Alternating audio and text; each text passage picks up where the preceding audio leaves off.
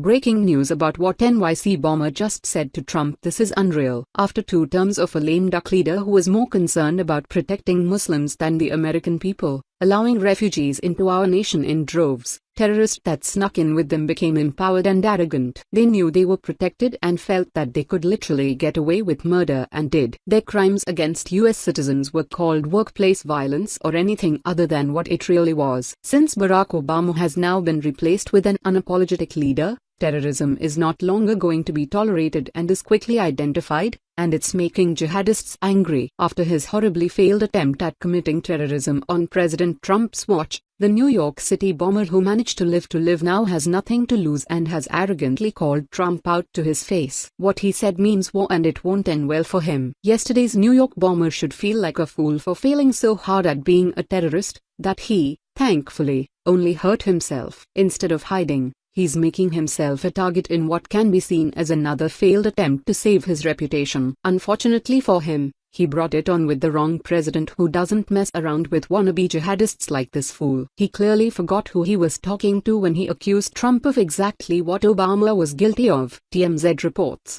The New York City bomber allegedly went on Facebook just before setting off a homemade device and told President Trump he'd failed to protect the USA. According to the federal criminal complaint filed Tuesday against Akadullah, the bomber took to the social media site with his message to the press while on the way to the Port Authority subway before the explosion. Per the docs, obtained by TMZ, Allah allegedly wrote, "Trump, you failed to protect your nation," which prosecutors say he posted Monday morning before the incident. They go on to say the message was written with ISIS in mind. During a presser about the attack, U.S. Attorney June Kim also revealed a search of Allah's apartment uncovered a handwritten note that read, "Oh America, die in your rage."